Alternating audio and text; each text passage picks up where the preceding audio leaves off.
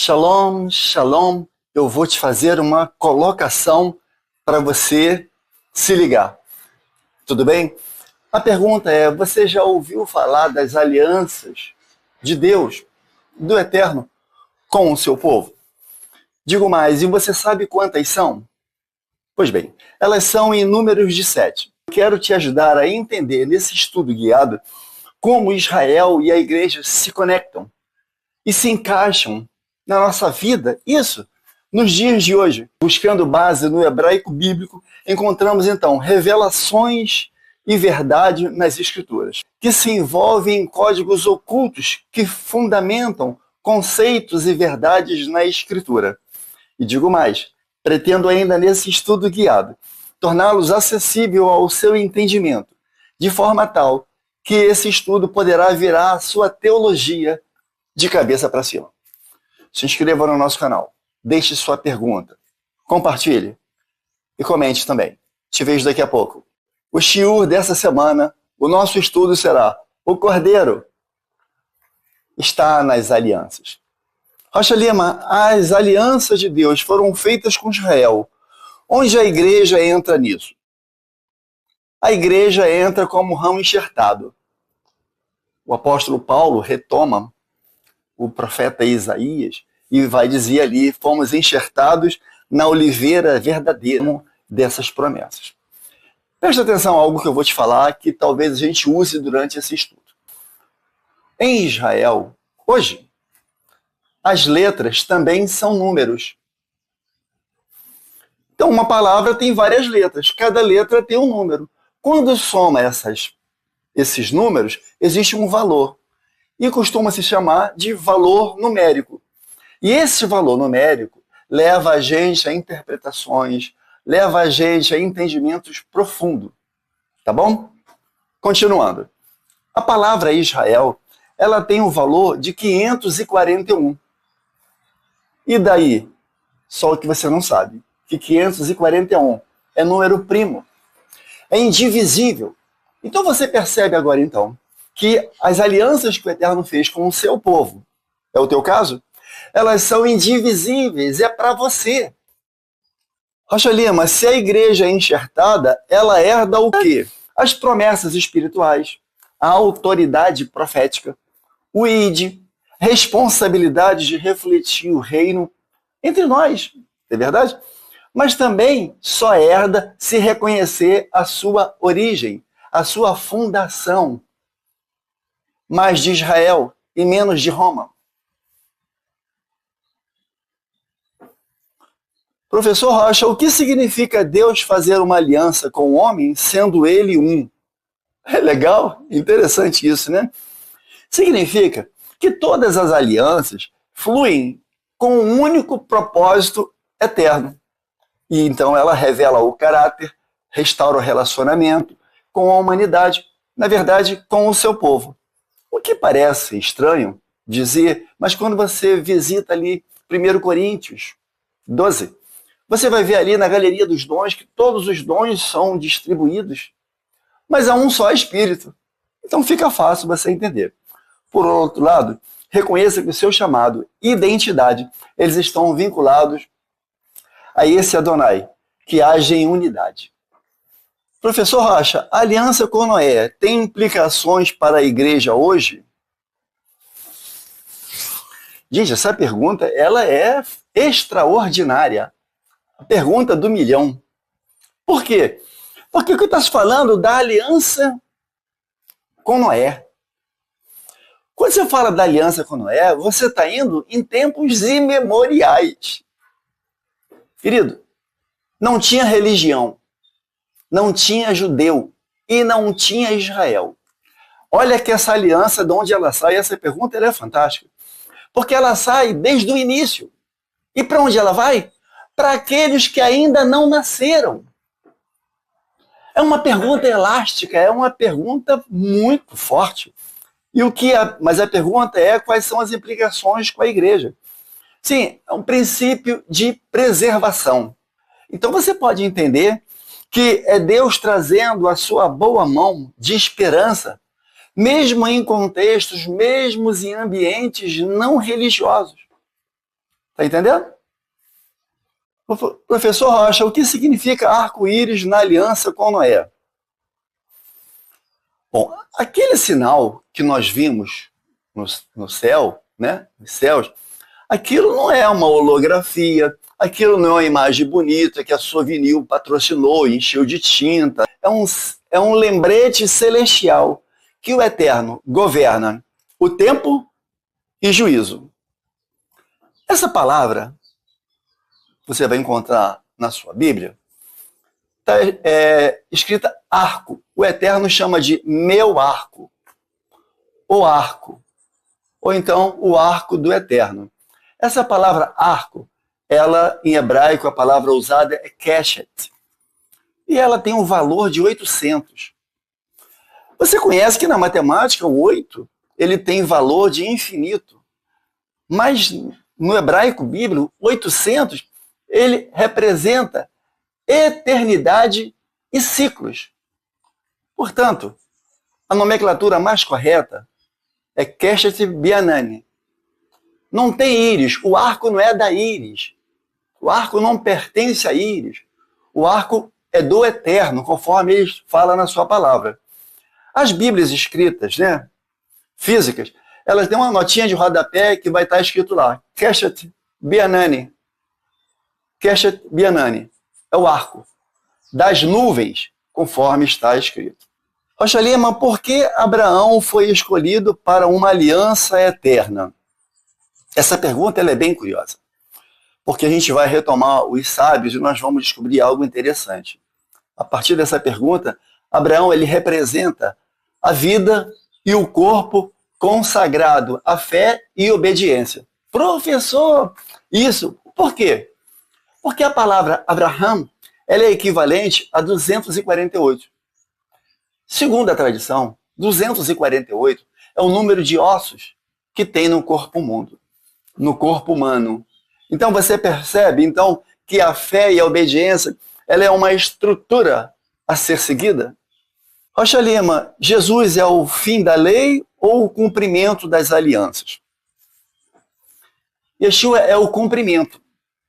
A nova aliança é selada com o seu sangue. Interessante que a palavra Yeshua, ela vem da raiz shuv, que quer dizer retorno. Olha que fantástico isso. Então vocês sabem agora então, que em Yeshua, o Eterno nos traz de volta para a origem, retornando para a origem. Mas na frente nós vamos ver então em Gálatas 3,17, que a nova aliança com Yeshua, ele amplia, ele valoriza as suas raízes espirituais. Professor Rocha, a aliança davídica é relevante para a igreja? Sim ou não? Totalmente, né? Totalmente. Porque as alianças, elas apontam para o reino vindouro, onde toda lágrima cessará.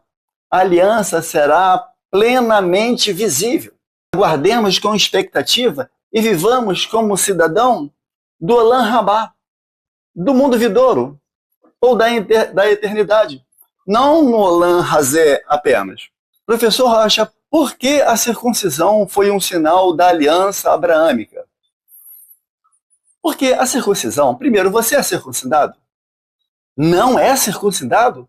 Então preste atenção. E depois você deixa nos comentários se você é ou não é.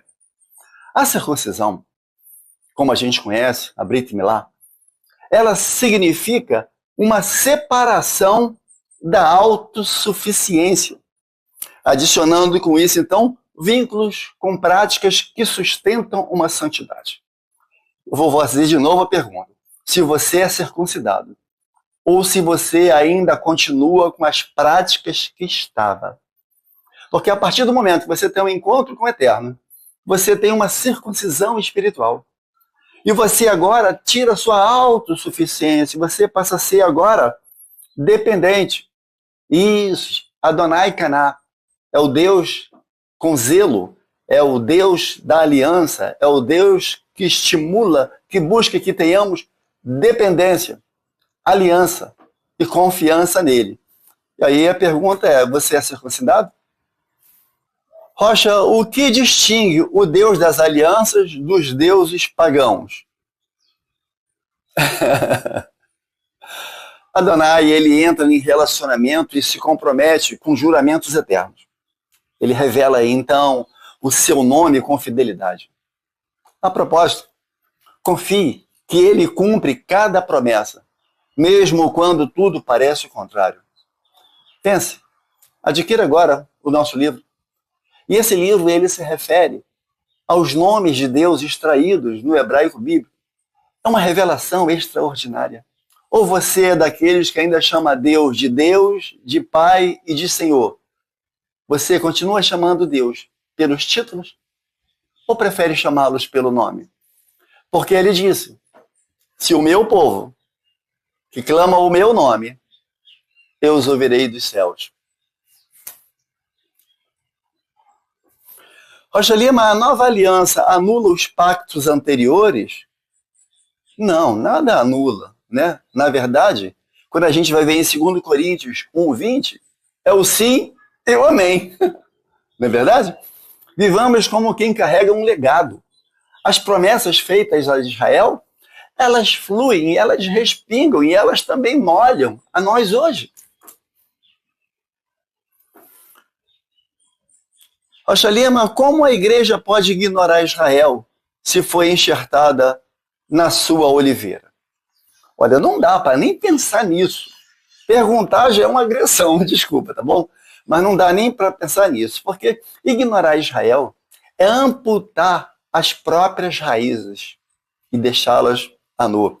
A plenitude da igreja passa por reconhecer o povo das alianças. Oremos por Israel. Aprendamos com os patriarcas. Honremos os profetas. Amemos o povo que trouxe as alianças até nós. Honremos o povo que trouxe também o Messias até nós. E aproveita. Adquira o nosso livro. Rocha Lima, qual é o papel da igreja na nova aliança? A gente poderia dizer tantos outros, né? Mas a gente pode pensar aqui em fidelidade nas escrituras. E aí é fidelidade nas escrituras. Só isso. Isso tem a ver com ensino robusto, ensino profundo, ensino sem tradição, ensino sem romanização. Mais de Israel e menos de Roma. Porque a nova aliança prometida em Jeremias 31, ela foi feita com Israel e Judá. E a igreja participa como noiva. E o Eterno não tem duas noivas. Ele não tem dois povos. Ou você está dentro ou você está dentro. Tudo bem? Rocha Lima, há espaço para as nações nas alianças? Sim. Essa pergunta aqui, ela é curiosa porque ela faz lembrar aquela de Noé. Se há espaço para as alianças. Quando é que foi estabelecida essa aliança com Abraão? Tinha Bíblia? Tinha Torá? Não, filho. Era a Torá, conforme a gente fala, era a Bíblia oral, é a Torá oral. Era o Eterno falando direto com ele. E eu te pergunto mais ainda, tinha religião? Não, então não tinha judeu. Tinha nação? Não, ainda não tinha Israel. E ela vai até quando, professor? Até aquele que ainda não nasceu. Porque essa aliança abraâmica, a gente aprende ali que foi liberada para todas as famílias da terra. Professor Rocha, é a última. Professor Rocha, por que as festas bíblicas são mandamentos perpétuos? Uau! Essa pergunta merece uau. Meu apóstolo pergunta, vamos dar um uau para quê? Então vamos dar um uau para essa pergunta. Bom, por que são mandamentos eternos? Vamos entender um pouquinho. Tenha paciência e se aprofunde aqui comigo. Por quê?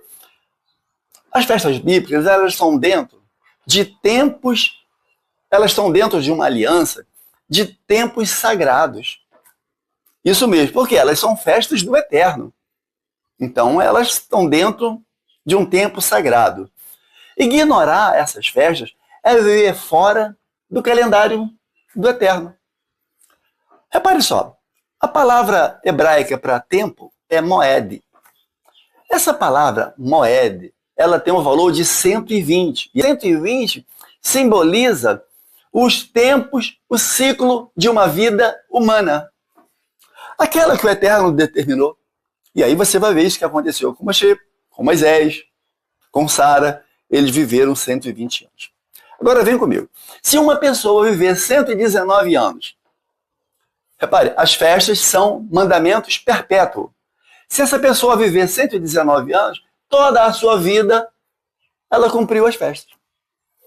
Aí vem uma pergunta de um curioso, né? E se essa pessoa viver 121 anos? Bom, o comando é eterno, né? Eterno.